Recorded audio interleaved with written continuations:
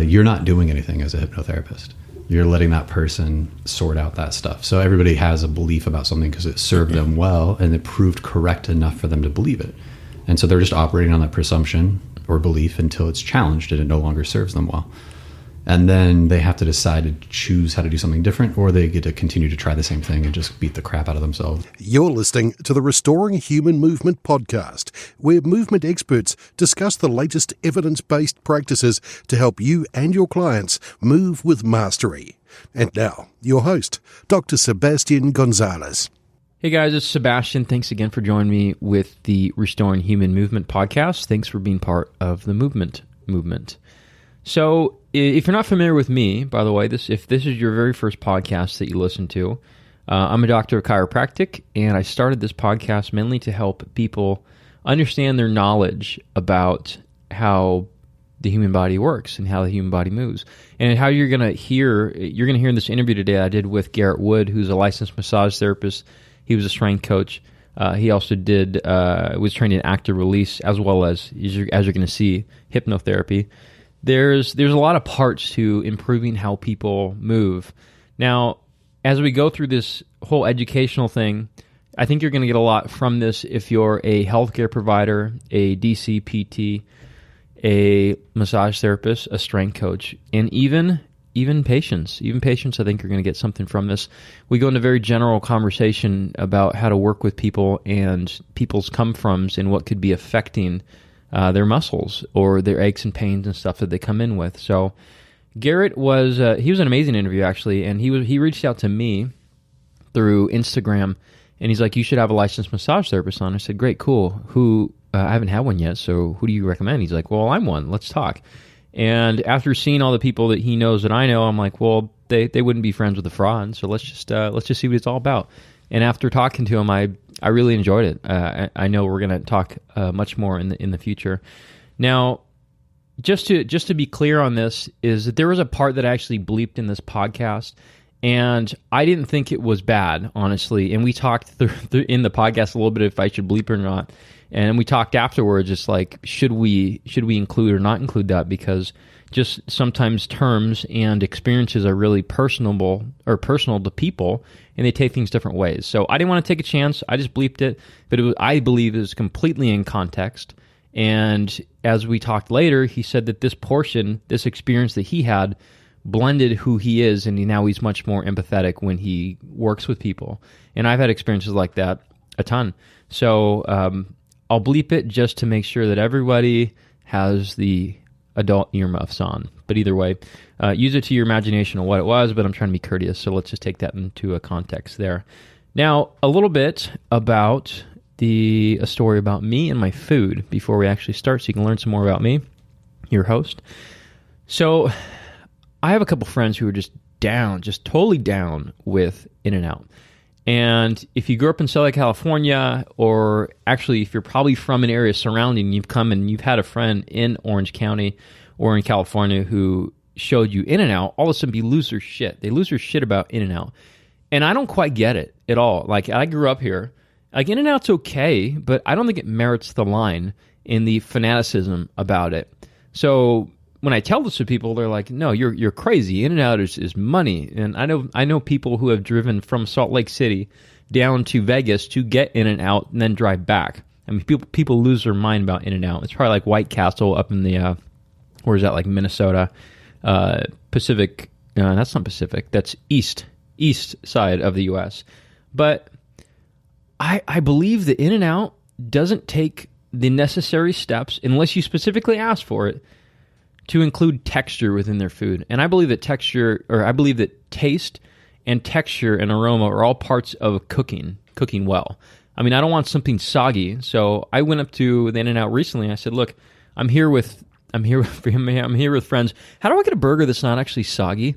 And the lady's like, I don't know how to do that. And then the guy next to her is like, put like extra crispy bun, which they did, which was great. Now there's another burger establishment around the area. It's called The Habit. And I tell people, I'm like, look, The Habit is better than In-N-Out. And they're like, oh, you're full of shit. I'm like, no, really, here's the reason why. They care about texture. And so when you have a burger at In-N-Out, you just get the standard burger. When you bite into it, you can't tell if you can actually hear or feel the crunch first. There's actually a crunch in your burger. And I got to say, that's a tension right there. That's attention to texture. So In-N-Out, I believe if In-N-Out's going to get better, we got to do extra crispy or toasted bun. That should be a standard part of their menu. In-N-Out, if you're listening, that's what I think. Do it. You're going to wow so many people's mouths. Let's get into the interview. All right, everyone. We're going to welcome on Garrett Wood here. Garrett's going to tell us all about. We're going to get into so much crap today that I. To be honest, I don't know exactly what we're going to go into, but we interacted on Instagram. Yeah. And you know people that I know. And you said you should have a massage therapist on. I said, that is a great idea. I love that. Yeah. Thank you for having me. I really appreciate it. Yeah. So, I think, so the listenership is mainly a bunch of healthcare providers. There are some patients and lay public that go on. Great. So if you do say something technical, I might ask you to clarify a little bit for the people listening over the shoulder. Perfect. Okay. God, we had so much conversation right before. I hate to go into like mundane shit now. No, that's great. We can start wherever. Yeah. Okay. Why don't you tell us then how you got into massage therapy? Yeah. We just heard that story, but I'm going to give you a chance to tell it a second time. I love it. So it's going to sound more entertaining this time. And I'll start at the end and work my way back. Well, I'll get to the punchline and then work my way back. Right. I had some anterior hip pain, and it was pretty brutal, and to the point where I ended up at the end of 3 years at an ER at 11 o'clock at night on a Friday night, and the treating physician had his hands on my testicles. Both or one? Just one hand at a time. Oh, I was thinking both testicles or one. He got around to touching both at the time, but it's just the one. And he was looking for, some type of torsion or something to explain the pain that I was going through. And he couldn't have anything, to the point where his knowledge at the time, he came to the conclusion or the assumption that was how I spent my Friday nights. So did he ask you where else you frequent? Like, is that the best hospital that you've been to lately? Did you have to wait in a line or pay cover to get in this time? Yeah. I mean, you have to pay a copay. It's a $25, entry into the free. And there's a long line in that line, right? You're right. And actually, I saw that you worked at Florentine's in Fullerton. Yeah. But this time, you didn't have to wait in a segregated line of genders to get in. No, yeah. And I've been at it, and the funny part is I've been bartending at that time too. So under a lot of stress, like a lot of sleep issues and stuff. Anyway, so I was still searching for an answer, and they were going to cut me open to see if there was something they could see, right? And like get in there and open things up to get rid of that pain. And I was not excited about that. So instead, I kept looking for other answers. I got a guy's card. It said Doc, Synergy Sports Care. And I got Synergy, is that Bill? That is Bill. Oh. Yeah.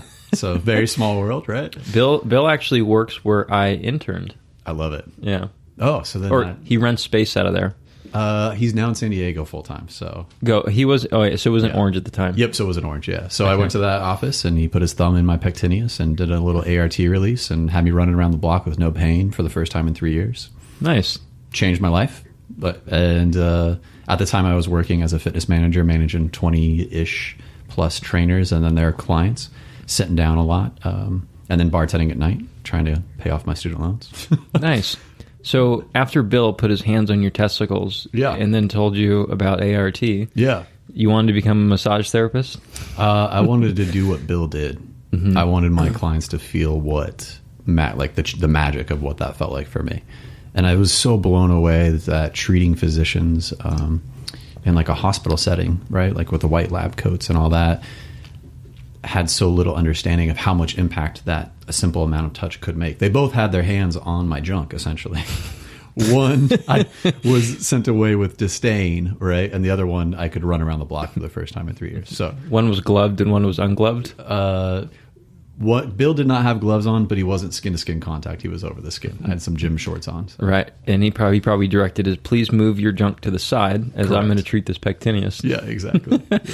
Well, that's cool. It's a good story. Actually, funny, Bill, do you know how Bill came to do ART? No, I don't. So he was actually, he was a client at a place, and he was I think this is correct. He was a retired chiropractor. and he came back because he had so much success with getting treated. Wow. So then he eventually came later. I remember when he was coming in at the time as a client. Yeah. And he was just so in awe with it. So, Bill, if I got that wrong, sorry, but I think that's what I remember years and years ago. That's so awesome. I just got goosebumps right now. Like, to hear that was his experience, and then for him to share that experience with me, and then for me to now carry that on with my clients, right? Like, ugh, that's beautiful. Like, that's really beautiful. Yeah. So when you do tissue, or when you're doing massage now, is it mainly massage, or is it like active release, or more of the segregated technique stuff? Yeah, I mean, there's a ton of modalities when it comes to tissue, right? And it all works, and it all doesn't work, and it all has different, what it really depends on is the client that's in front of you and what they're open to. But the setting that I'm in is very similar to like a chiropractic setting. Lights are on, clothes are on. It's the same way I saw the results. And I think, I had a ex-girlfriend a long time ago who worked at Glen Ivy, and I'd never had a massage before that, and she paid for it. And it was a male massage therapist, and he had very large hands. He was like 6'5" and like played ball for college. And man, I'm just gonna get all the junk touching stories. Yeah, I was just waiting. 1 minute, this is great. I was just waiting. Yeah. This is gonna be a theme throughout the entire thing. This is wild. So he's doing these long gliding strokes, and I'm face down, right? And I'm hyper nervous because like I've never had a male touch my naked body before, alone in a room with the lights off and music on, right? Like you can hear the Barry White voice kind of coming out. Like, oh, I thought it was gonna be Adele or something, Yeah, no, Enya, and he's doing these long gliding strokes, and he also nicked my my testicles there, and like we've had this awkward moment where it was like, wait, are we both okay? All right. You had a Jerry Seinfeld, George Costanza moment. Yeah. And so that was my first massage, and it wasn't relaxing for me, right? I was, because of all of the social constraints around human touch and male to male touch and all that stuff. So I feel like in my clinical setting, it's lights on, clothes on. We do a full movement screen, I try to teach the client how to do the release work themselves. I found that them putting hands on themselves is actually more effective than me doing to them, because they can work deeper, quicker, longer, right? So then, 2 points there is that explain them treating themselves. Yeah. So in my mind, if you can get the intervention closest to the thing that's causing the discomfort, like in the same moment, and if you can tie the intervention to a trigger, and pain is a great trigger, then you're more likely to create a successful outcome over time. So, I'm reaching this way, my shoulder hurts. Oh, great. What is the thing that I do when I hurt to fix my shoulder? Oh, I do this. Okay, great. So now every time my shoulder hurts, I stop running that program because I create the intervention to do it. Okay. And in my mind, I feel like that's the most effective way for someone to feel like empowered to affect change.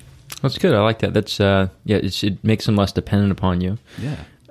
Bad for business, by the way. No, it's great.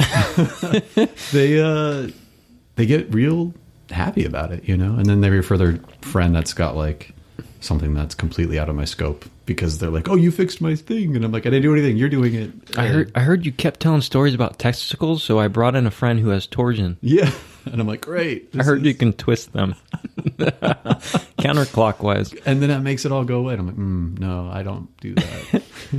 Can we though? Can we really? Do you think that's a treatable? Just turn it back?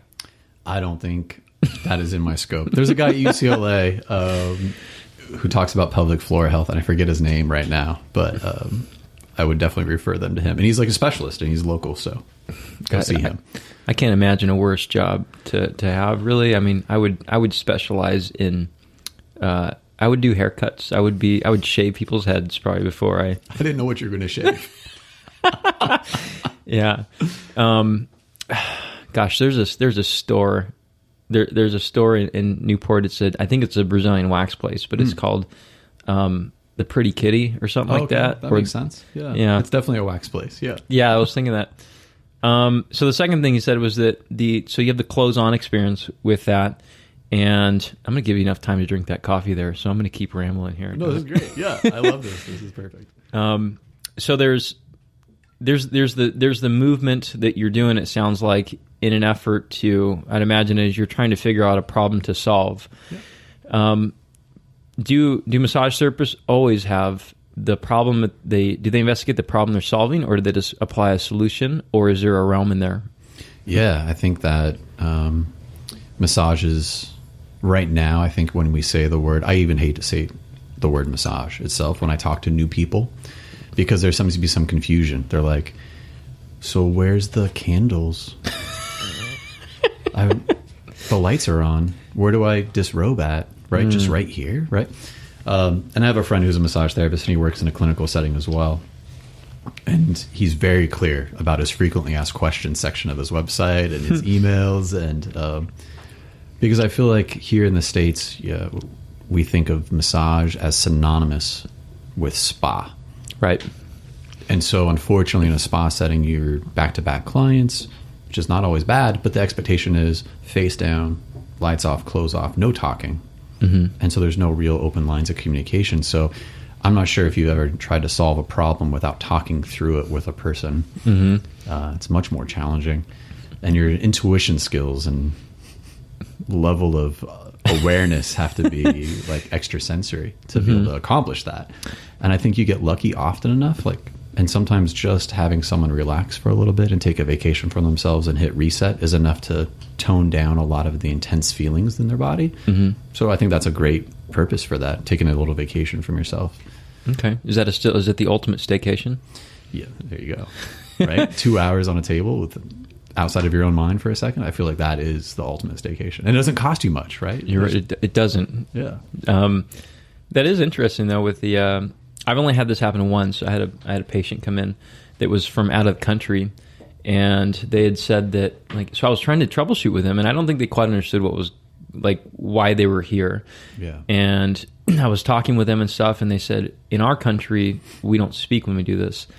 And I thought, oh, well, in our country, in the way this practice is, that I have to figure out what's going on with you. But I don't get that much as chiropractic. I would imagine as massage, as that label, you're going to get it more. 100%. Yeah.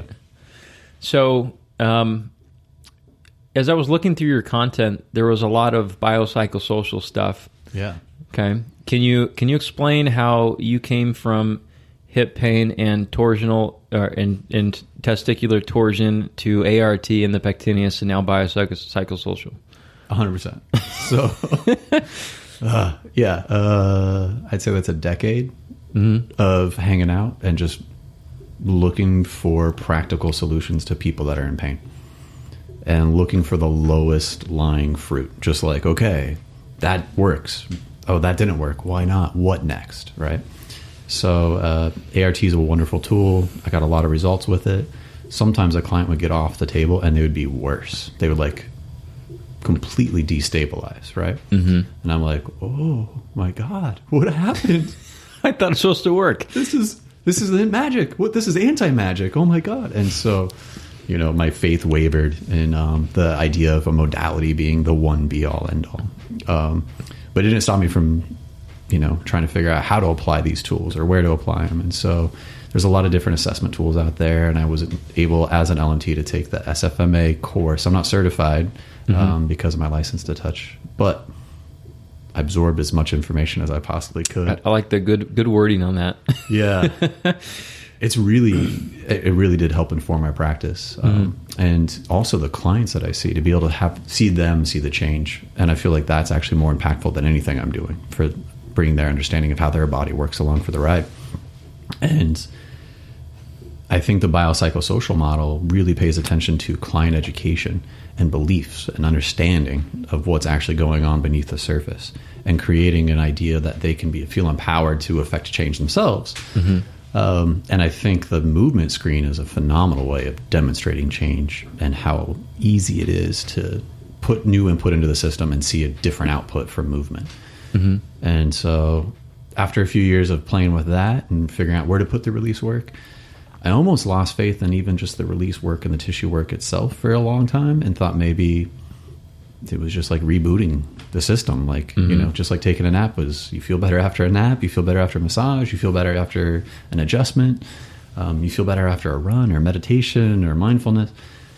And then I was teaching a course or assisting teaching a course for a modality that is a really cool assessment tool for group muscle patterns of kinetic chains, right?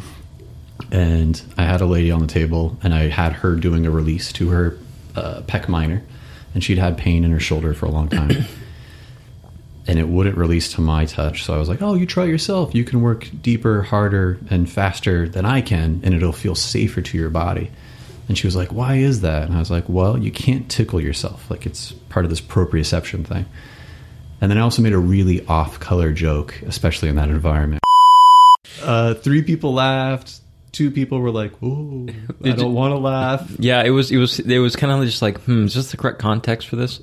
and the facilitator for that modality is, pretty fun guy to hang around. So I felt like it was appropriate. I was riffing off of that, but I have a tendency to overdo things all the time and not know where that line is. Luckily, we're still friends, and she's a DC, and she works with children. She's got a thriving practice, and she's a sweet lady. And it triggered something in her, and it brought up a memory and emotion. And luckily for me, that was what actually got rid of that change in that tissue. Because she was able to. So what did it bring up with her? An experience that she had had. So by recognizing that, she was able to make the change? Yeah, the tissue did. The body did. How's that work? I don't know. You're supposed to be the expert in this. Oh, man. I think for us to map out the mechanisms that are involved for that, we got like 100 years of science to figure that out. Yeah. We'd have to create like an artificial body that's a replica of us with the whole neural system and everything and all the proprioception, and then be able to dissect it apart, because ethically you can't do that to people. I think they did it on Westworld. I think we're almost there. In conception, right? Yeah. Well, yeah, that's interesting. Funny that, like, so there's I'm very liberal with what I say in here too. So mainly with cueing, because I try to make the cues ridiculous enough to where the people can remember that was a dumb conversation. Yes. Right. So there was someone that I wanted them to finish hip extension. They were hanging back. They just weren't finishing. So I usually say, take a quarter, break it into 5 nickels between your ass cheeks. I love that. And that doesn't always work. So I say, because they don't tend to hold. I want them to just hold there at least for a second. And so I said, you have an Oreo cookie. It's double stuffed. Can you squeeze all the last bits of the white part out of it? And it was an age group I probably shouldn't have said it to, but it worked. They got what they needed. Well, that's the point, right? Yeah. Like, I feel like when you're a treating physician at an ER center, right? Like, there's some stuff that's wildly inappropriate, and you have a big HR department, you probably get fired for something like that. But if it gets your clients results and it sticks when they're not around you, you just help that person. Right. And the more ridiculous, the better. Like, yeah. Well, I think I always see it as a little bit unconventional, because obviously you see the doc or the therapist as a little bit like they should be more reserved. But I mean, I think we talked a little earlier, just kind of like meeting people where they're at and just seeing what they'll take, what will help them. So you went from having a problem in the hip to having a bad experience in 5 hospitals, and then giving $1 tips every time you left, and doing ART, then SFMA, then how would you categorize the mental aspect, or the I don't even know where to go on this. You just lead this part right here. You lead it, because I need it to be addressed, because after looking at all your content, I wrote part of this down. I make a couple notes for myself right here. Yeah. So I wrote down biopsychosocial.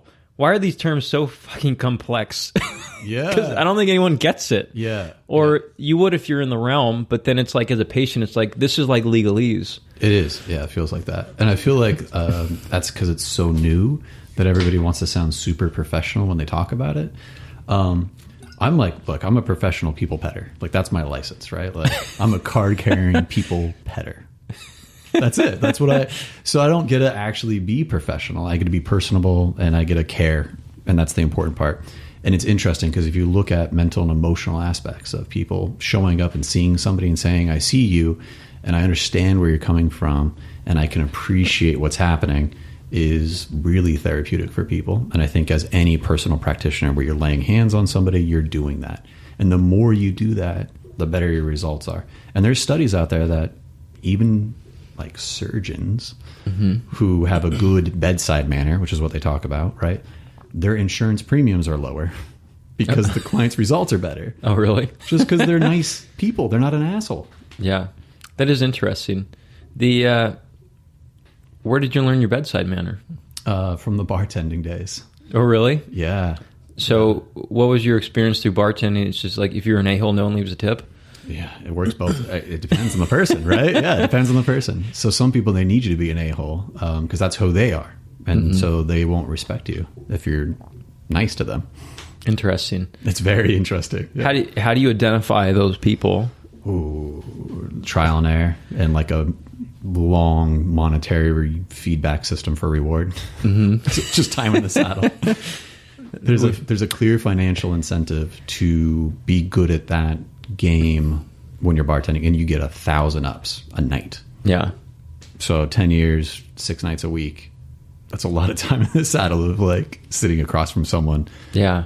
And reading their social cues and understanding whatever. You'd have to be very good at visual or nonverbal, right? Because can you hear? I don't know. I'm always amazed how bartenders can hear. No, I mean, it's like any system in any game, right? Like if you know football, and I don't, you can know where the game is and you can see where the play is going to go. And you could probably call one of the 3 plays and be right 30% of the time. I don't know football, so I can't do that.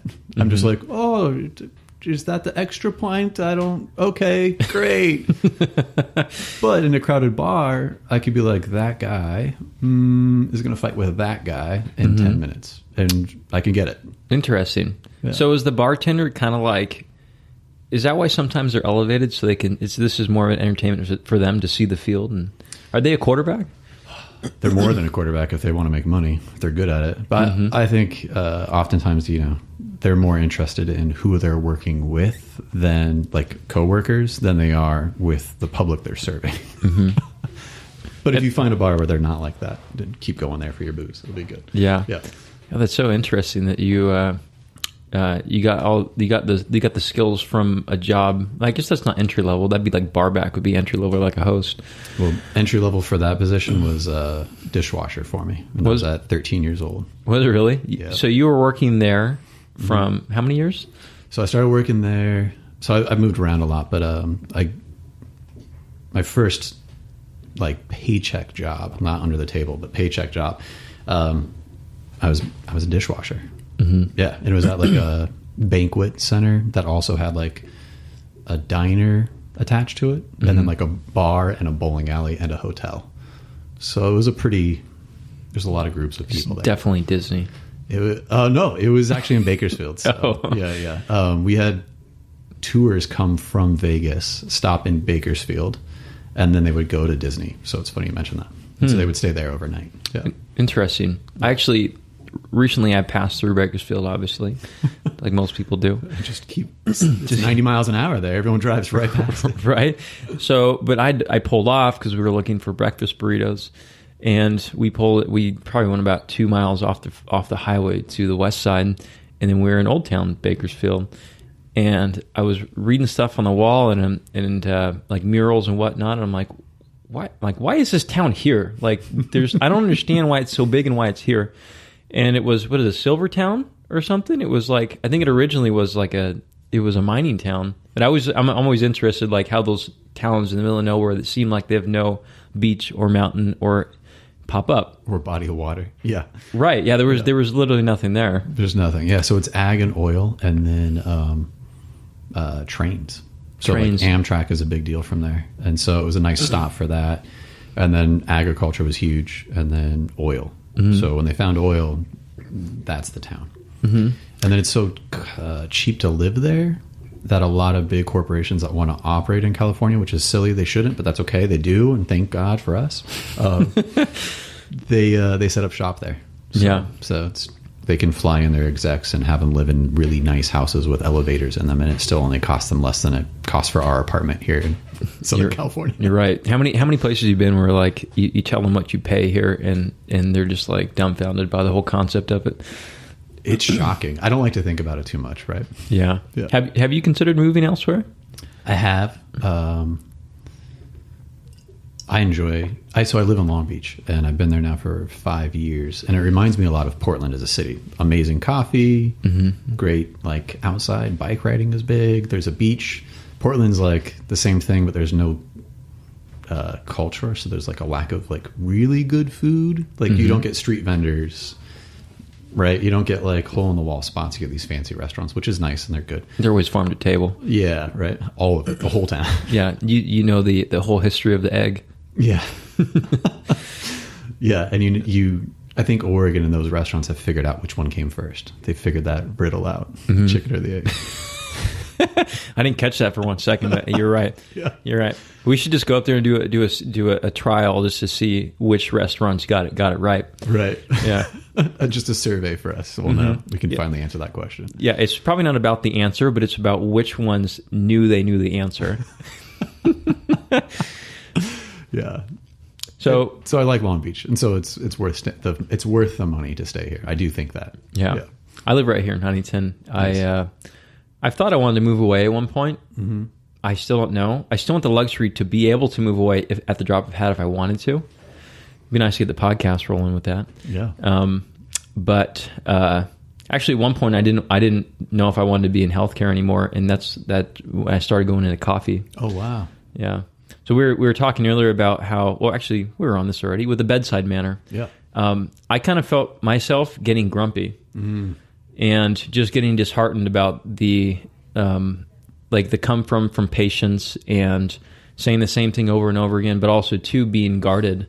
And because of the whole, you're not supposed to be friends with your patients, you're not supposed to like interact with them socially. And I'm like, this is bullshit. You know, like the whole thing with like patient care, I feel like, or people, you're working with people is human interaction. And I was like, I can't do this. I'm like, coffee, you know what the best thing about coffee is? You sit there and you experience the person. So that's why we went down the coffee roasting route at the time. That's awesome. Yeah. But that's no more. What happened? The squeeze was not, the fruit was not worth the squeeze. And I found that we were kind of messing around with that maybe 4 hours a week. And we were really bad at, actually one thing I learned from coffee was that, that any business has the same problems, and it's about getting the person to do what you need them to do to get to the goal that they wanted.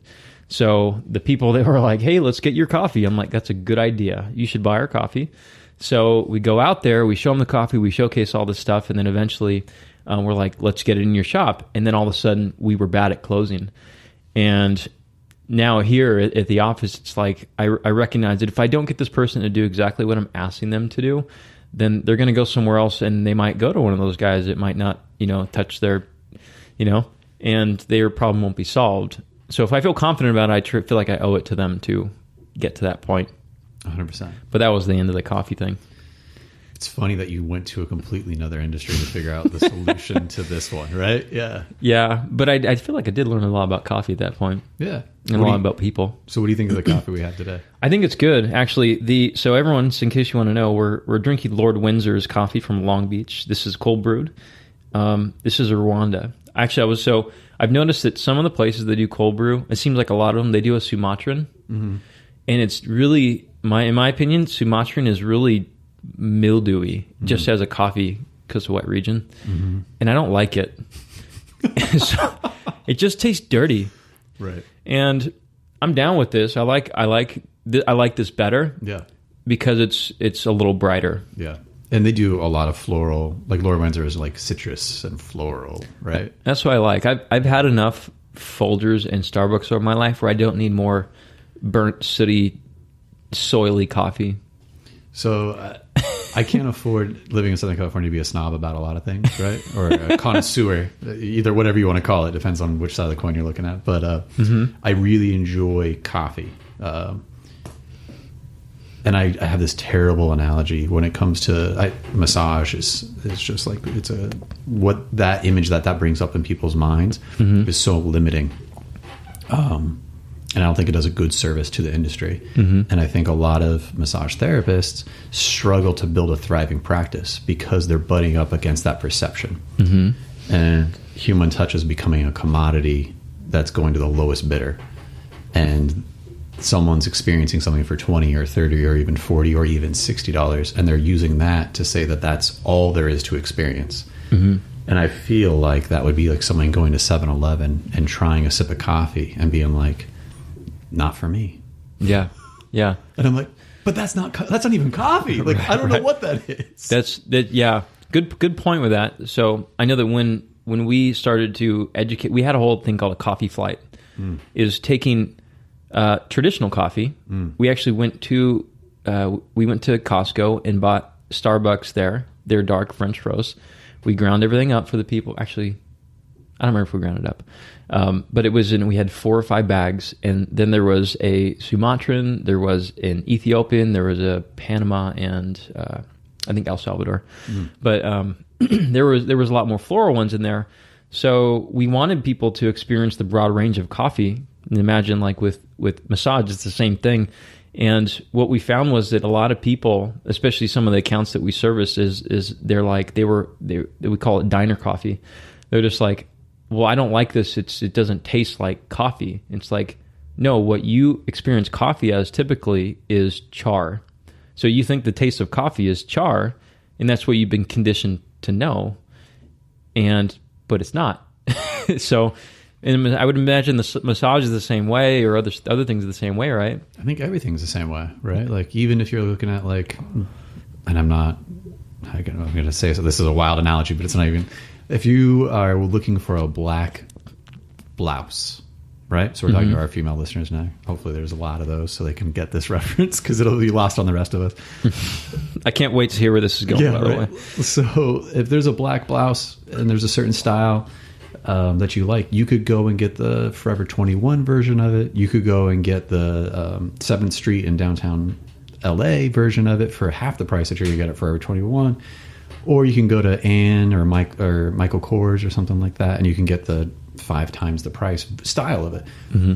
They're all Sumatras, they're all dark roast, they're all whatever, right? Or they're all a black blouse. But I don't think any of those people are actually in competition with each other. I feel like there's plenty of room for everybody to buy their own version of that black blouse that they want. Mm-hmm. I'm just grateful that I'm in an opportunity to be able to afford this. Yeah, this is better. I'm not gonna lie, this is good. Yeah. Thanks, Lord Windsor. Sponsored by Lord Windsor. Yeah, right. Support your local roaster. Support your local roaster, that's for sure. I agree with that, yeah. And local practitioners. And I think there's a big box chain stuff going on for chiropractic care. There's big box chains going on for massage. Mm-hmm. I don't know if that's true of like therapy, like mental therapy, like psychologists. I don't know. I don't know if they've gotten there yet. Yeah. I think think business idea for somebody out there. Right. Well, there's big box for there's LegalZoom, so that's one thing. I'm sure there's more. Yeah.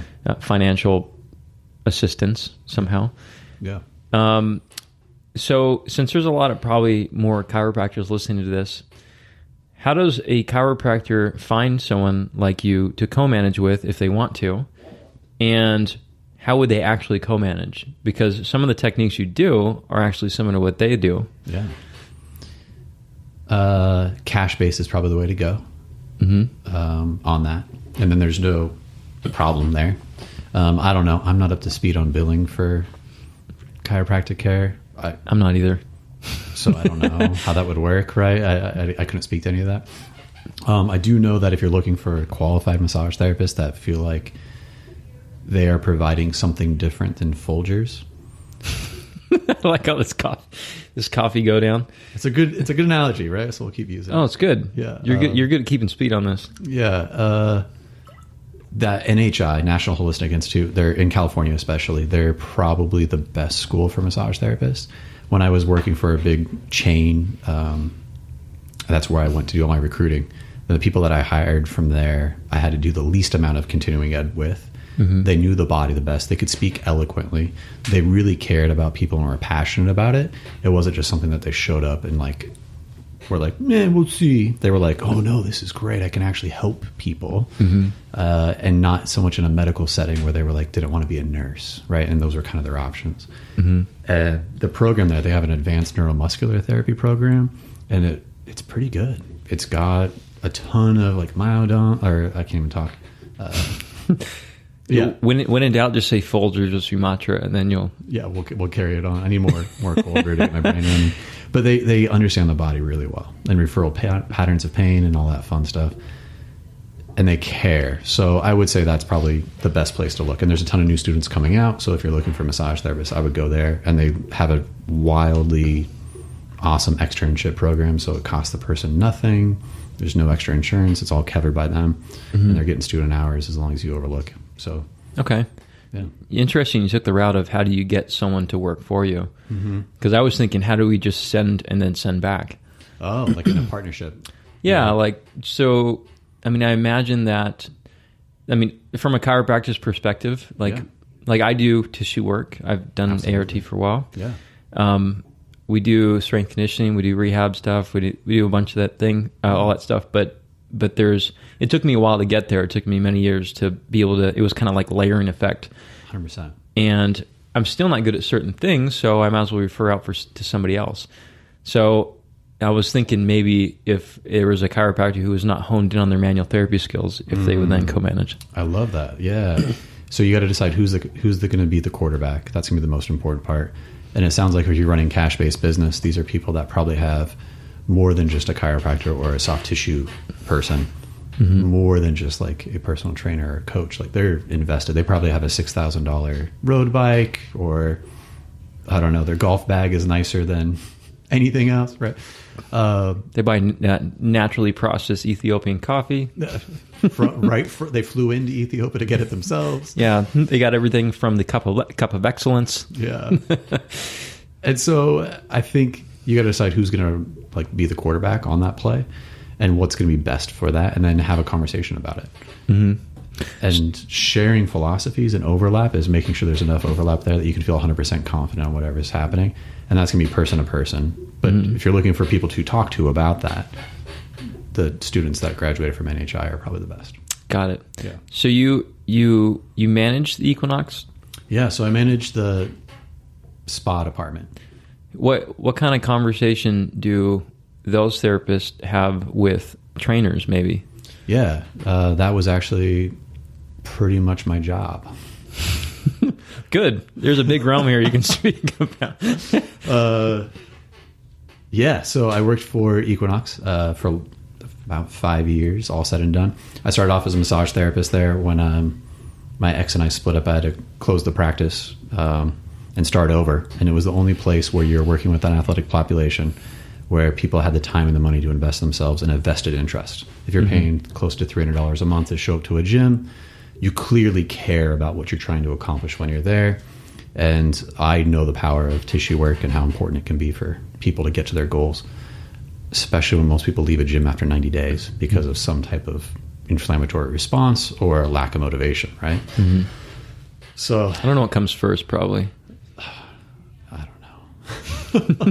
They got a year contract. They're spending money. I don't know if it's a time commitment. I don't know. I think some of that is they don't actually believe that they're worth investing in themselves. Like they're going to look silly for having done all that work. So kind of like starting, or they're afraid of failure, or they just don't have, they didn't make the improvement within first, maybe. Yeah, self-worth. It all comes down to self-worth. Yeah. So I was there hanging out. I started off as a massage therapist, and I was doing ART and SFMA screens prior to all of my sessions, right? And then doing the ART as a treatment, and then looking for every tool that I could find to fill in the gaps in my ability and knowledge. And I'd been a trainer before, so I understood I could speak that language. So my whole business model when I was there, because Equinox has millionaires walking around and they have really highly like motivated, educated professionals walking around, and then they're like, hang out, good luck, enjoy yourself. And so it's a great way to learn how to be an entrepreneur, because you have a lot of freedom to interact with whoever and however you want in a way that can feed your business and get them results. How did what's maybe like the first big learning lesson that you had at Equinox then, if you were encountering all these people? I really thought that I was playing catch up on the state of the art of the field when, you know, it'd been 5 years of me doing body work. And I was like, oh, SFMA. Oh, I got to play. This has been around forever. Like, I was like, oh, I'm so far behind, like, with my knowledge base. And then working with the general population in that setting, I realized how far, actually, how inaccurate that was, and how far the general population is unaware of what is going on with their body and how to make improvements at all, and how interconnected their body is, and how much that matters to their ability to perform anything and everything that they're trying to accomplish in the gym. It's interesting that I've definitely noticed too that this was actually part of the reason for creating the podcast, was that my mission was that when people walk in knowing much more than like the basics of rest, ice, heat, all that kind of stuff, then I'll feel like my job is done. You know, if they realize that their shoulder function is related to their mid-back or their shoulder blade even, like hopefully we got one more piece of the puzzle here. But I think you're right. I think they're very unaware, except if they already had a condition before, and then all of a sudden they become aware, and that's our job to educate them, I guess. Nice. So why'd you leave there? I am a very impatient and obsessive person. Now I'm analyzing you to figure out, what have we done already? What have we talked about already to make it seem like you're obsessive? Yeah. And so the pace that I wanted to move everybody along at versus the pace to move that large of a company that's been around for 25 plus years and has, 100 locations, and I'm just one person and I'm working with a lot of different personality types, I realized that I was working on the wrong end of the problem. Like when Prius came out, George Clooney was driving one, so it was hip and cool. And so I felt like Equinox was going to be that for changing people's perspective about what's possible through body work, how much better their life could be. They don't need to spend hours on Friday night at the ER having some random guy touch their testicles. You didn't get his name and number? Yeah, right. He's completely random. Never saw him again. It was a one-night situation. Yeah. And so my goal is to make sure that people don't have that same experience. So that is not the only answer. It's not even the best answer. It's not the most direct answer. And by the time it had gotten to that point, like the fact that I was so unaware as a layperson of other options was just like horrific to me, that you could fix something that I'd been experiencing for 3 years in 5 minutes. I was like, that's just so unbelievable to me. And so I thought that'd be a good place to change that. That was like a great opportunity to offer an alternative and educate really highly educated, highly motivated people that could afford to do that. And I feel like maybe I was working on the wrong end of the problem with working there, because at a certain point, you're creating both the supply and the demand. Go ahead. You're creating the supply for the people that can do that work and provide that service by hiring, training, developing that staff.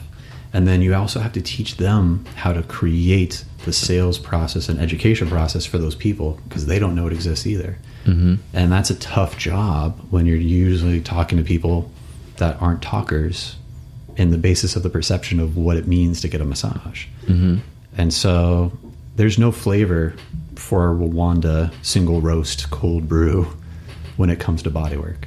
And so that creating that process has been a much bigger undertaking than I first thought it would be. How easy did you think it was? Like what kind of steps did you think, like originally you're like, this is gonna be so easy, I'll just teach them this and this? Yeah. Passive, active, flexion, extension, rotation. Like, okay, this is it. And then touch. All right, great, we're good here, right? Like how dramatic this change. Now you can squat more, you can press more, you could run further, you have less pain, you're way more stable. Like we can improve your strength in a matter of moments, right? That seemed like a pretty good, convincing like argument. But then, and you can demonstrate it, right? Well, did you find more resistance from the therapist or the clients? More from the therapists, because it highlighted a lot of things that they had forgotten or decided that they weren't going to incorporate into their practice. It required them having to think about the client outside of what the experience was on the table. And so it changed kind of what they thought their process looked like.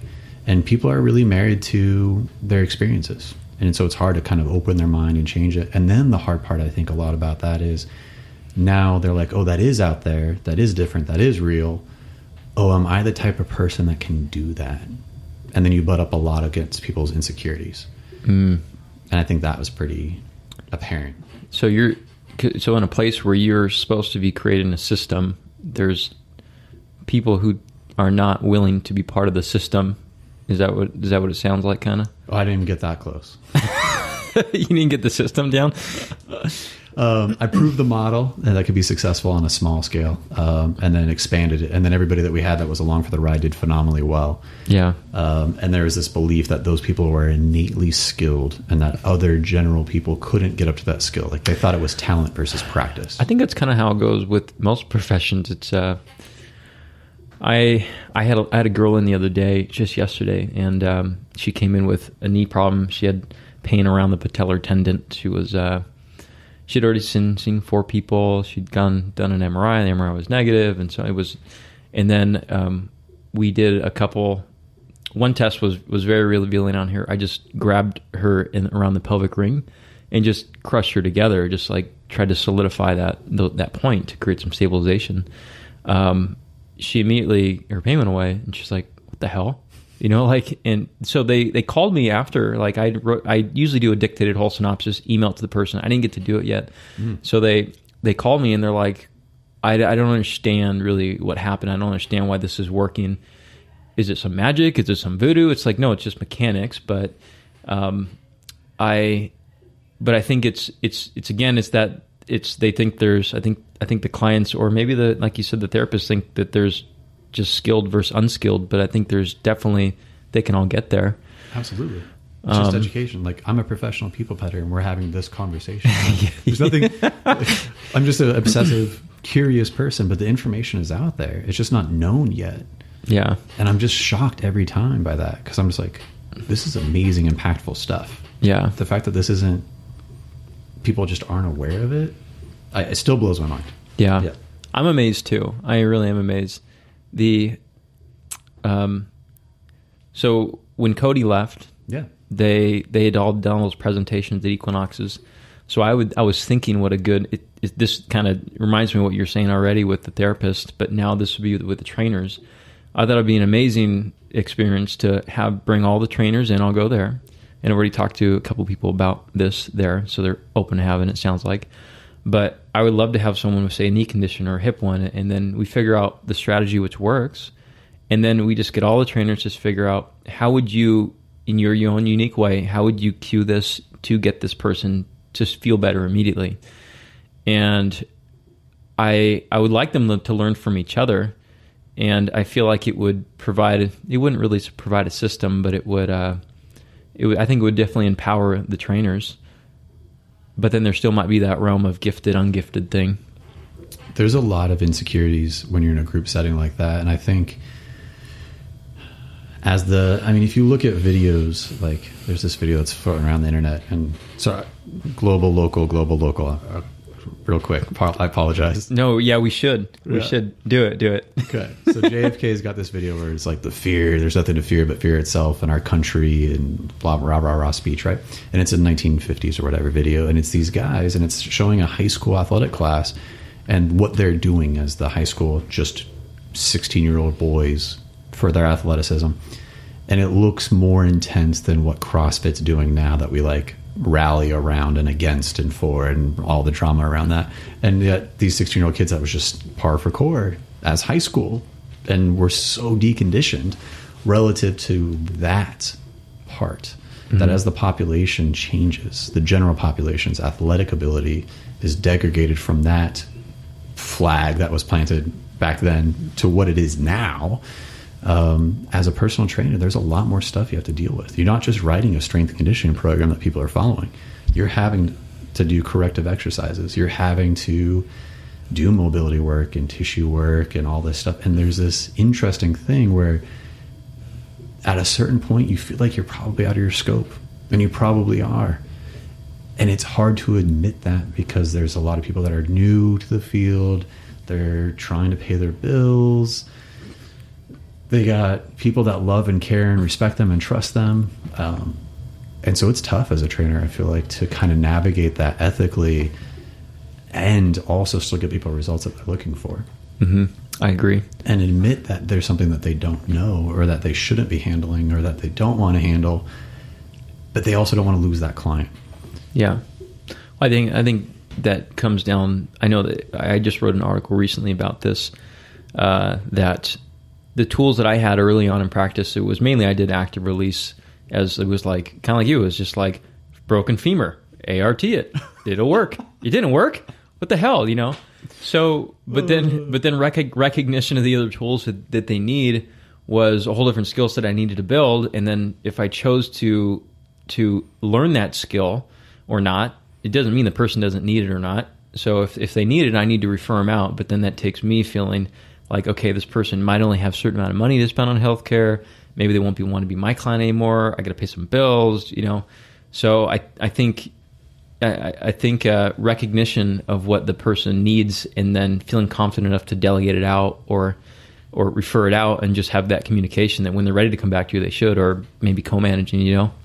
And I think the skill you actually learned wasn't these modalities or these other external things outside of you. It was actually a skill knowing that, like, look, there's more than enough people that need my help, right, with the skills I have, that even if I just did this all the time forever, I would never help everybody that needs my help. There's way more people in pain and discomfort that need help than there are people to help them. Yeah. And I think that the fact that no one even knows some of this stuff even exists is perfect proof of that we're actually doing a crappy job as providers. Right. That no one actually knows. And so that's why I'm excited that we're here having this conversation. Hopefully that helps, right? But I do feel like that the skill you had was changing that mindset, and then being open to all of those possibilities. And then now seeing what's come of it, all this collaboration and these ideas, and like, it's not a zero-sum game. It's not.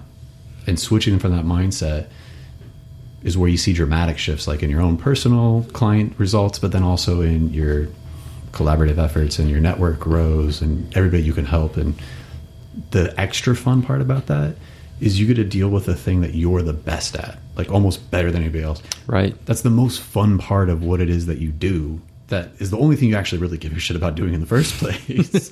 Yeah, you don't want to go into the other stuff anyways. Yeah. You're like, I really only did this so I could do this one thing, and then now I have to do 50 other things that I hate or am not good at or I'm insecure about. And the reality is you don't have to do all those. You just have to feel comfortable sharing that client with whoever else is good at that. I just want to be a scribe. I just want to write notes. That's why I got into this business. Oh, I hate paperwork. I'm so bad at it. So it's my least favorite thing. So you just mentioned like dictating to an email to have it go. Right. Oh, I'm going to invest in some software for that. You know, Mac has them for free. Do they? Okay. I think you just go on to dictate. You search on the little, what is that, a magnifying glass? For dictation, and then it's a real quick download. But funny, like, it doesn't work extremely well for me because I slur and I mumble. And then, but for a period of time, it was working really well. I'm like, this shit is great.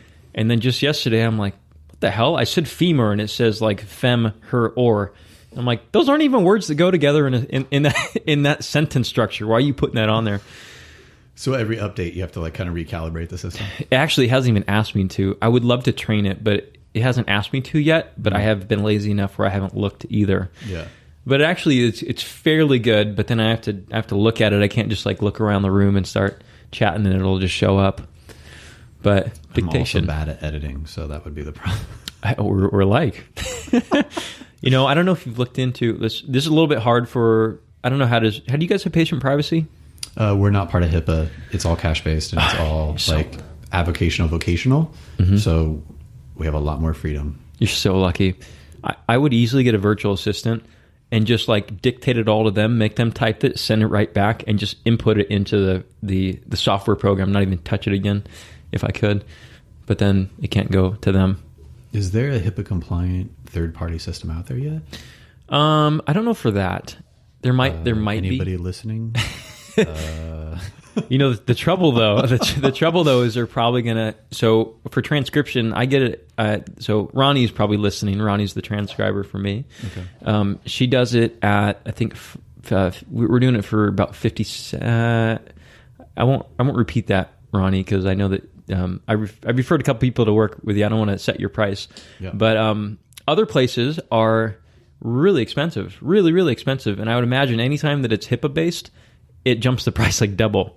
It has to, right? Just for them to deal with the compliance and all that. Good, you have to pay lawyers for that part of it, right? Right. I know there's all the hidden costs that they'll have. But yeah, if anyone's listening, if you are a lawyer and you also want to create a product and you have a business savvy guy, you put 4 people in a room together, you could set that up. It'd be $1 million business inside of 6 months. So we need a medical person of some type. We need a lawyer, a transcriber, and we need a coder, HTML coder or something like that. Web developer. Mm-hmm. And then we would need a salesperson to market the crap out of that. Right. And then we need someone to then collect money from the people buying. Yep. We need a lot of things. I mean, it's 6 people, right? It's 6 people. It's $1 million business. So. They started Facebook off at 2 people, didn't they? Already ahead. Yeah. Yeah. So we've already been going for a while. I've loved our conversation. Great. What do you think we need to cover? What are you excited about with massage? I don't want to say just massage. What are you excited about in your realm of the world? So that moment that I mentioned, right, where I made that off-color joke and the shoulder pain disappeared, just bringing up the memory that was associated with that physical perception that was living in the body tissue. Mm-hmm. So flashback to like 30 minutes ago, I guess, right? I'm still considering. I'm like, I don't edit anything really. Yeah. I'm wondering if I should edit or just bleep through the part because it might strike a chord with one person. And I don't want to deal with the emails. Yeah, but I don't know. You could totally bleep it. I feel. I tell that joke for 2 reasons. It changed my life, right? Because it just as having my pectineus release changed my life, that moment changed my life because it changed my perception of what we were actually touching when we were doing tissue or body work. And a lot of stuff that doesn't change when you're putting your hands on somebody or you're cueing somebody or taking through strength training stuff, it's not the thing you're touching. It's not something that's above or below that joint. It's not something that's like a suture somewhere else that's affecting it. It's a perception that's based upon, encoded in environmental awareness and concepts and mental processes like beliefs, ideas, and it's tied to proprioception. And that changed my life. And so I tell that because it's the segue to the rest of my work that I do now, but it also shows like how insensitive I am and how common that is. Right. And that's horrific in the first place. It's not a joking matter. Doesn't mean that the humor isn't there, but it's definitely not a joking matter, and it's pretty serious. Right. And it's pretty paramount. And so I feel like that is an education moment for anybody else who's listening, that it's that common and that's sad, and we need to work on that as people. There's probably there's probably a lot of life experiences that we can't really assume how the person translated them. And it could be something as simple as like someone stepped on their toes and they just didn't like it. Yep. And I don't know how we're supposed to know, really. You're not. It's right. There's that chance, right? Mm-hmm. And Arrogant Bastard beer is a mistake that Stone Brewing made, and it changed the world of beer. So like mistakes are good. That's where we innovate. And so that was a mistake I made, and it changed my career. And what I found out is oftentimes people have emotional trauma that may be tied to physical trauma, like a car accident or something, and their pain may be triggered by being in a similar environment. So if they're in that same Toyota Camry that they got in a car wreck in, mm-hmm. and the Toyota Camry got repaired, and their tissues and structures are repaired, supposedly, but then they get back in that driver's seat and they're at that same intersection, they'll have the same symptoms that they had as if that accident happened that same day. And it's not everybody, and it's not all the time. And it could even be someone who does experience that, but doesn't experience it every day. They only experience it like on a Friday or like every other month or something. And so there's all these cofactors in someone's life, their actual internal experience of what's happening in the world that they move in, and that can trigger pain too. Mm-hmm. And so it's interesting working through that. So that's where that biopsychosocial model comes in. They're interconnected. There's no separation between those in my mind. So how do you identify that unless you go through every scenario they possibly could have had? Yeah, start with a low-lying fruit and work through it. And mm-hmm. oftentimes, and massage therapists will talk about this a lot. Oh, I'm touching their knee and they told me some story about when they were 6 and they have no reason why they're telling me this story. Oh, really? It just inherently comes out? It just comes out. Yeah. I've always wondered. That's not always, right? But it's often enough that it's an anecdotal story that comes up that people talk about it. Mm-hmm. Yeah. I've always wondered why massage therapists always get birthday gifts of over $100, or sorry, Christmas presents of over $100, and it's because I think maybe the people feel more connected to them than the a-holes who spend 15 minutes. Well, and I think goes back to our point about being personable or being professional. Mm-hmm. If surgeons can have a good bedside manner and their insurance premiums are less, if you're a personal trainer or a massage therapist and you're trying to be professional and you're not being personable, you're an asshole. It's not what people are paying you for. Yeah. I think I might have mentioned this with a coffee story, but I felt that when in that before coffee realm, I felt like I wasn't being an honest person with my patients or people that I met. And at some point, it's like, if you're being guarded throughout your life and your daily life and your work routine, how long until that transfers into like who you actually are? Like it's part of you. So it's like, okay, so I don't want to practice this way. I don't want patients to perceive me this way, and they're not going to get better if I'm not real with them.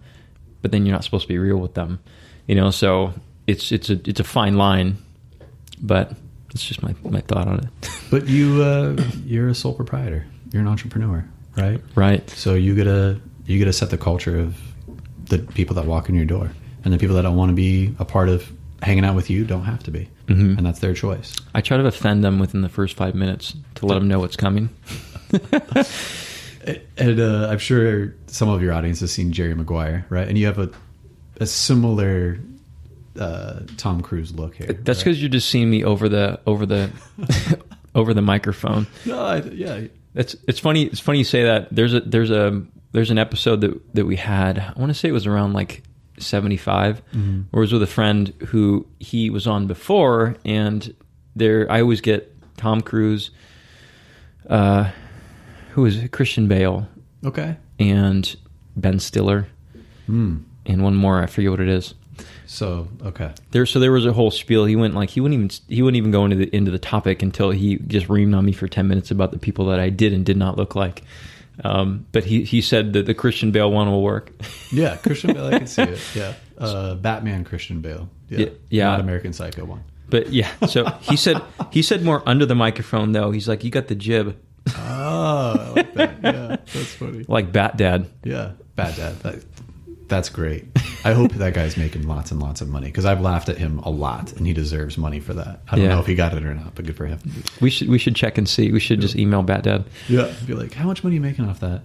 But in that Jerry Maguire example, it's like, show me the money, right? And he had to make a decision of whether he wanted to go and continue to be an asshole with his clients and his agents that he was saying, or if he wanted to be a genuine person and actually care about people. And he decided to care. Mm-hmm. And I think that was the whole moral of that movie. And you are in a position where you're showing up and trying to care for people. Mm-hmm. And that requires you to actually be a person, because you can't care for someone if you're not a person first. Damn it. Robots can't replace you, because robots can't care for someone else. I don't know. In Westworld, they started to know. Yeah. So we'll see. We'll see. I don't have HBO, so I have yet to see Westworld. You're not missing much, I don't think. Okay, all right. I got through part of it, and I'm like, I don't need to see this anymore. It's one of those shows where you give it multiple chances. I'm like, people said it's good. So you're not missing much. Okay. However, The Good Place is amazing. Is that also HBO? No. That one's Netflix. Okay, I'll watch that then. That's good. Yeah. I'm due for a new series. If you like not 50 First Days. What's that one? Oh, damn it. If you like Forgetting Sarah Marshall, you'll like it. Oh, I love Forgetting Sarah Marshall. Actually, my girlfriend's name is Sarah, and her Instagram handle is Forgetting Sarah Bookman, because she thinks that movie's hilarious, and she's not wrong. It's super. The scene where he's like, "Look, you can't break up with me if I'm naked." Right? She's like, put some clothes on. We need to have a serious conversation. He's like, no, because then you're going to break up with me. As soon as I put my clothes on, I know it's over. I know it's over. Like, that scene is like the most. I love that scene. That's super funny. I would love, not to say I want you guys to ever break up, but if you do, can you please do that scene? Yeah. and she'll be like, I have to give him a second chance. He knows so much about me. She would. Yeah, that would sink the deal right there. We'd be set for life. Yeah. Yeah. Anything else you'd like to cover? Because I know we're we're taking. We went through a bunch. Yeah, I think we went through a bunch. So let me talk a little bit about what my solution is for that biopsychosocial. Do it. Okay. And I think this is weird, so I'm super excited to talk about this. Actually, my first time talking about this, like, okay, 100%. Like, okay, in reality here. So alter reality. There's a lot of people that are confused about what pain is and how to affect it and where it's coming from. And there's a bunch of neuroscience and psychologists and all those guys. And the biopsychosocial model talks about that and the discovery of it. And the science is still out in client education. And some people don't even touch their patients anymore because of that. I feel like when we're talking about the belief system and the mental processes, that is where there's the biggest inroads to be made. And then if you talk to psychologists, they're like, well, talk therapy and cognitive behavioral therapy and EMDR and EFT and all these different things are kind of effective and then also not. And like the studies are still out on that. And so I'm not going to go to school and get a master's as of yet just to be able to do that. Just like I didn't go and become a chiropractor or a doctor. I could see you as a PhD though, really. It'd be fun. Yeah. We'll see. Right. I love learning and I love sharing what I learned. So in the same way that I went and got a license to touch, I'm now able to be addressing those concerns through hypnotherapy, which is kind of unique. It's super fun. So people in hypnotherapy, it's actually proven, there's some studies out there that it works with fibromyalgia with people that are in pain. And that to me was like the convincing. I like enrolled in a school and I read all their research papers for like, I don't know, 20 hours before I was like, this is real. I was like, this is kind of, they're like, we'll give you your money back after like a month if you don't like it or not. And I was like, okay, great. So I just went through and did all the research I could. In 1 month. I was like, all right, I gotta decide if I'm all in or not on this. And at the end of the reading all that, they had hypnotized me into at least believing that it was a viable solution for people. I like that. That is they have a good business model, don't they? Not everybody does that. So at the end, I was more sold than some of the instructors on the power of hypnotherapy. And I've had an opportunity to use that in my practice, and it's been amazingly impactful for a lot of people that have seen a lot of different providers that haven't seen results. And so I don't know if I'm crazy or if they're crazy or if we're all crazy, but I've really only ever cared about results and practical application. And so it's been really rewarding and really fun to work with people in that aspect. So how does that look when someone comes in? Because I know probably similar to massage and chiropractic, people walk or they'll hear about this suggested solution and then they'll have a preconceived notion of what's going to happen, like a watch going in front of them. Yeah. Or like the new one is from the movie Get Out with like the tea. Here, I can do like a little sound effect. It's like a metronome tea, like they hear it. She bangs her spoon against her tea as the induction to get the guy to drop into hypnosis, and then terrible, horrible, scary things happen. If you haven't seen the movie Get Out, it's worth a watch. It's a pretty good horror movie. I'm guessing it's not HBO. It's not HBO yet. I don't know if it's been released. It won awards. It's great. It's won Key and Peele, and so they're like comedic geniuses. And then this guy makes a horror movie that's just super on topic. It's great. So people are scared about that because some terrible stuff happens. But really what it is hypnosis is a state of learning. So when you drive somewhere and you're distracted by thoughts in your mind, but you still arrive safely and you don't remember showing up, but you're there, that was a hypnotic state. Before you fall asleep every night, you travel through hypnosis before you get to deep sleep. And so it's just a natural brainwave state. But when you're in that state, you're more suggestible than you are to other things because you're no longer using the critical part of your mind to analyze everything. And there's this interesting notion that the subconscious mind is actually a larger root driving force of everything in our life. And that the conscious mind is only 12% versus the 88%. And I feel like that comes out a lot when we look at proprioception. So like if I'm walking in the forest and I get a snake bite, but I think it's a scratch, and I don't notice till I get to base camp that my legs ballooned up and I get airlifted out to get treated for the snake venom. Great. But then if I'm walking in a similar forest and I actually get scraped by a branch this time, because I've had that traumatic experience in the past, now when I look down at my leg at base camp, it will also be ballooned up, even though it was just a scratch. And that's a normal, healthy response of the body. And it's all subconscious. You're not thinking the body to do that. It just happens, and it's protective and it's good for us. And I feel like that phenomenon comes up a lot for people, especially around pain and especially around stories of trauma in their past life. And so reassociating those beliefs or those ideas or those associations through perception is one thing. And there's some mechanoreceptor guys that just work on that, and it's pretty wild and fascinating. But I also feel like if you change that, but you don't change the traumatic emotional attachment to that story and what that meant to be airlifted out of the helicopter, you might be missing some of the bigger picture there.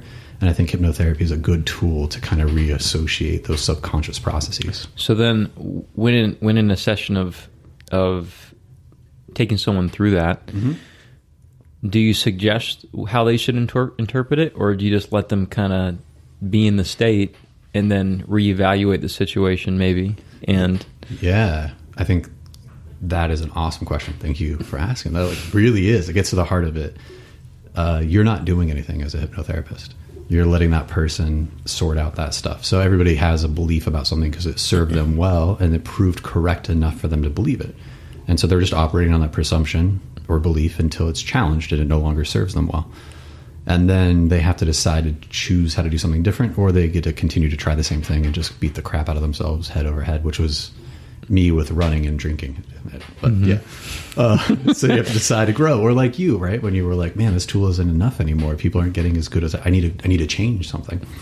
And I felt like you changed your mindset where you were open to be able to work differently than you were before and expand your practice and even set up this podcast and, a completely different person now than you were before because of that belief system change. And so when you're in that actual session, most of the time during the cognitive portion of the session, people are going to tell you how they would rather actually consciously want to feel about whatever the situation is. And then when they're in hypnosis, you're just reflecting back to them what they told you they wanted to feel. Okay. What if in there, I don't know if this ever happens. Yeah.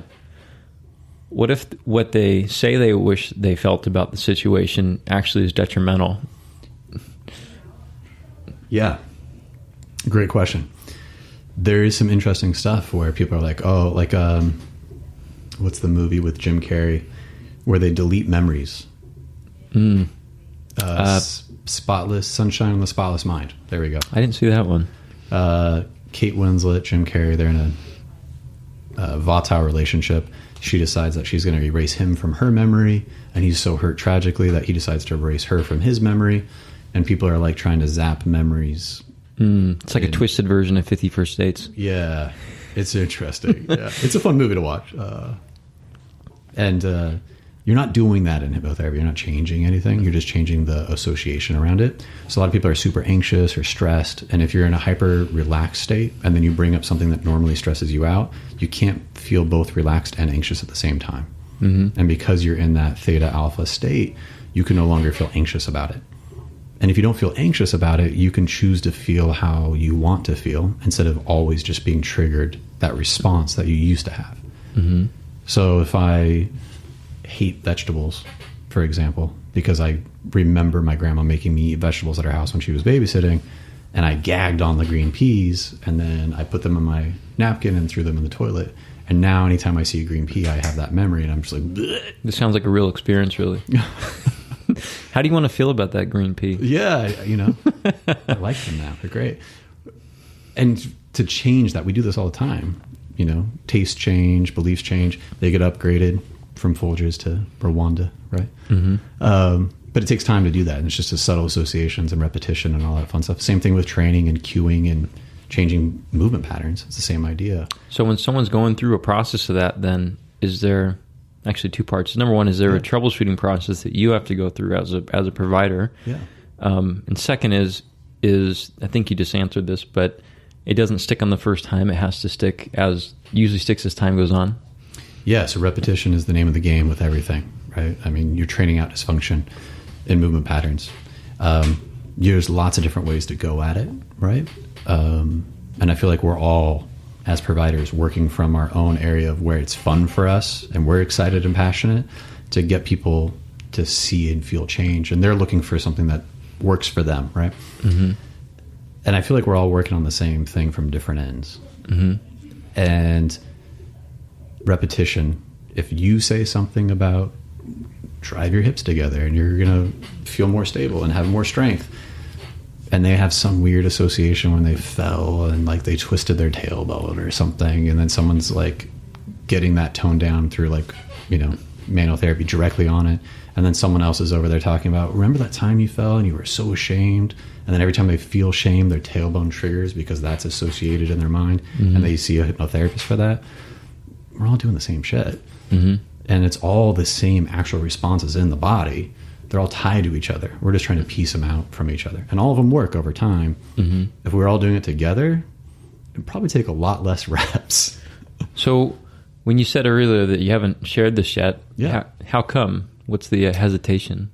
Or maybe you just didn't get to it yet? Yeah, this is pretty new for me. So I've been doing, since November, I've been kind of messing around with this idea of maybe there's more to this than meets the eye.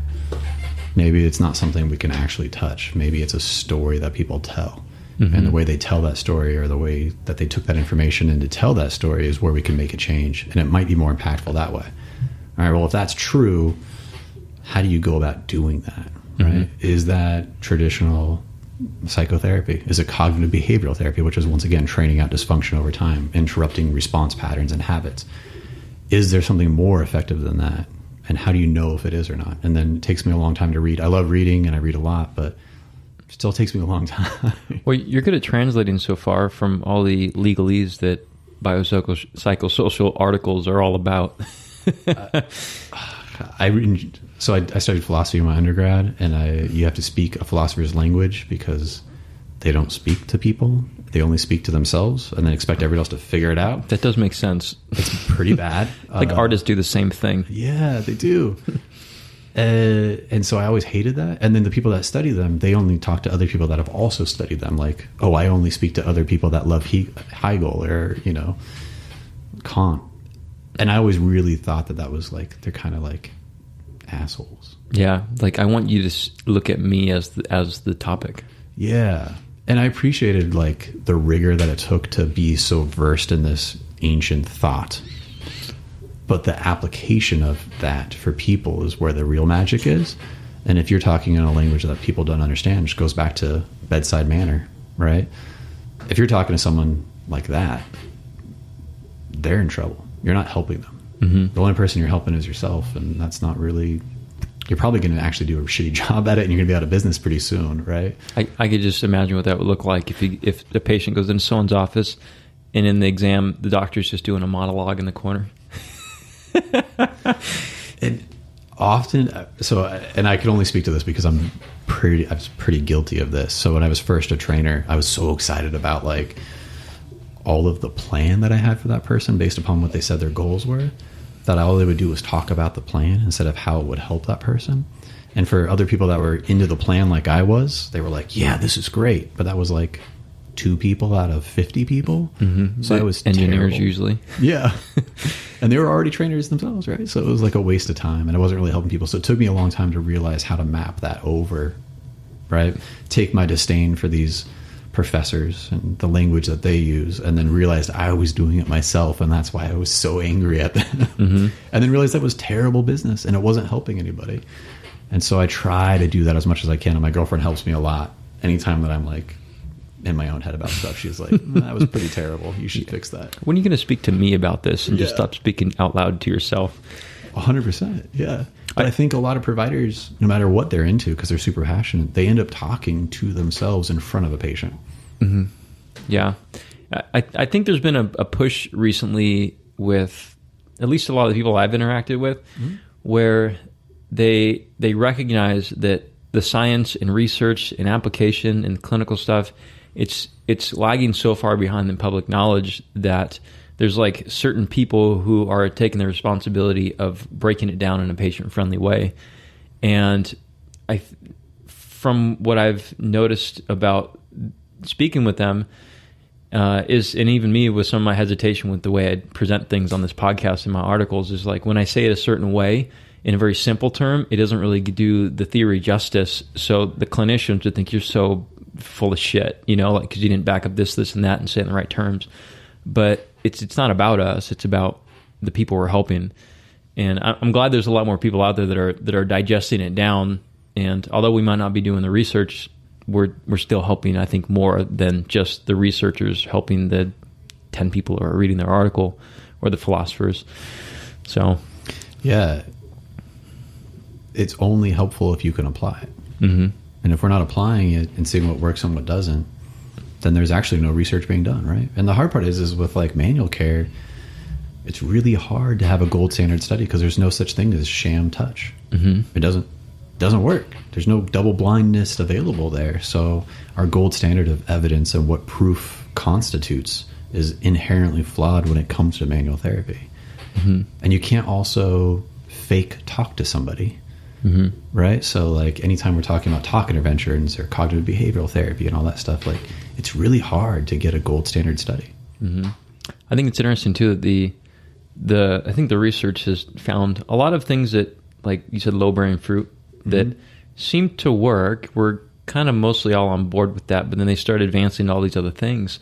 And I think most of America does not eat broccoli. They know at this point broccoli is good for them, organic, unorganic, whatever, I don't care. But it's like, we know it's kind of there, and I feel like all the low-bearing fruit is not being applied anyways, so why are we advancing past that?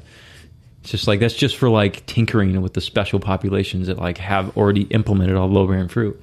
Right. So. And I in hypnotherapy, a lot of people think it's like mind control, and the funny part is it's actually the exact opposite of that, because if you want to put undue influence into somebody, you're going to deprive them of sleep. You're going to fuck with their blood glucose levels so that they're all over the place. And then you're going to create an inherent threat that they actually have no control over. And then that person's going to be in trouble. And if you look at our society, that's it. Like, that's everybody. Like, you're not good enough. You don't have enough money. You suck. If you only could afford to buy this stuff, you'd be great. But you can't. So work harder. Oh, don't put yourself first. Don't get any sleep. Oh, you're so stressed out from working that you need to have a ton of coffee, which is going to spike your blood glucose levels, and then they're going to crash. And then, oh, now you need more sugar to get you going. And then it's just you're just on that continual cycle, which is an inherent threat that you can never get out of. Mm-hmm. And then it's no wonder that people are in pain and broken and hurting. And so, hypnotherapy is like, hey, let's take a nap and not be so anxious about all the stuff you can't fucking control. Mm-hmm. And let's eat protein every 3 hours and see what happens. Or we can switch their shitty coffee out for good coffee, and I think we've solved the world's problems. There you go. Yeah. There's no reason to add cream and sugar to a good coffee. And I think there's a lot of people that are like, oh, I love coffee. And I'm like, oh, what do you drink? And they try it. And I'm like, oh, okay. I'm glad you enjoy coffee. And I'm nodding and winking right now for the audience. Yeah. Believe me, I've had this conversation so many times where I don't even try to change their mind anymore. Well, and if you ask, I think a simple way to frame that, to find out the information without being a jerk, is, oh, what's your favorite creamer? And if someone responds with favorite creamer, you now know where you stand and what's going on. And yeah. Well, walking into a coffee shop, like I used to look around, I'm like, is there syrups? Is there hopper oily? Or do they have pour overs somewhere? Not that I'll buy the pour over, but you don't pour over crappy coffee. Yeah. And those are usually triggers for me of like, I'm going to try this place or not. Yeah. Well, and now Instagram is so nice. It just brings it all to you before you drive. So. Right. Yeah. Cool. Well, nice. I think we covered a lot. That was fun. I really enjoyed that. Yeah. Thanks for letting me share. That was cool. Yeah. I had, we got tangented off so many times there. I'd forgotten to come back to the mystique portion of your whole Instagram handle is it's LMT, SFMA, all these other things, and then there's hypno. Mm-hmm. And it's like, we should get to that. And you brought it in. Yeah. To me, it's just a natural extension. It's just like, oh, this is something else that's practical, that has an application that seems to work and get people moving better and out of pain. And it seems to be really direct. Like, it seems to be working on sometimes on the source instead of the symptoms. So it's pretty cool. Mm-hmm. How does everyone find you? My Instagram handle is the best way to find me. So it's Gnosis Therapy. So it's GNOSIS Therapy. What's Gnosis mean? Knowing of self. Yeah. Is that like a philosopher term? Yeah. That's an ancient Greek term of philosophy. Assholes. Yeah. So I had to sneak it in somehow, right? Yeah. It works well because it's a G. My name's G, Garrett, right? So it seemed to go well. I tried a lot of different handles. That one was fun for me. I stuck. Because anytime anybody comes in, they're going to learn something about themselves. Mm-hmm. And hopefully that knowledge will help them live a better life. Before we finish, actually, tell me what the, I don't know what those are called. Little picture. What's the little picture on Instagram? Because I don't have my phone here. It looks like you're a Heisman Trophy winner. Oh, yeah. So I've never played football. I think I played flag football and intramural in elementary school. And I clotheslined a guy during flag football. We had growth spurts, me and him. He was more athletically inclined than I was, though. I was just a big person at the time. And I was at my friend's wedding. They had a football for some reason. We're throwing it around. And one of my friends is a photographer. So he shoots only on like 35 millimeter film. He's not a digital photographer. He thinks that's for pansies. He's old school. His name's Ian Gonzaga. His work is amazing. So he was taking photos. And it's the only photo I have of myself. And I was like, oh, I guess I need a photo of myself. I don't like taking pictures of myself. I feel like a lot of that's tough, and it's hard, right? So it's the only one I have. So I have that one up, and it's me throwing a football, and I don't know how to throw a football. And so my girlfriend's pretty athletically inclined, so she taught me how to throw a frisbee, kick a soccer ball, throw a football, throw a baseball, catch all of those things as well. Except for the soccer ball. That explains your recent post of "It looks like I throw like a girl." Yeah. It's pretty interesting. I worked in the spa environment, right? She works in construction, so it was a nice, it's interesting dynamic. She could throw a pick. Yeah, she can. Yeah. Well, right on. Thanks for being on. That was super fun. Thanks for having me. Yeah. Yeah, man. Okay, that was the interview with Garrett Wood. Thanks so much, Garrett, for being on. That was amazing. I had a great time talking to you. By the way, he did bring in some amazing coffee and some vegan donuts. I usually don't eat donuts, but I've never had a vegan donut. So thanks. Not everyone brings in little treats like that. That was a nice gesture.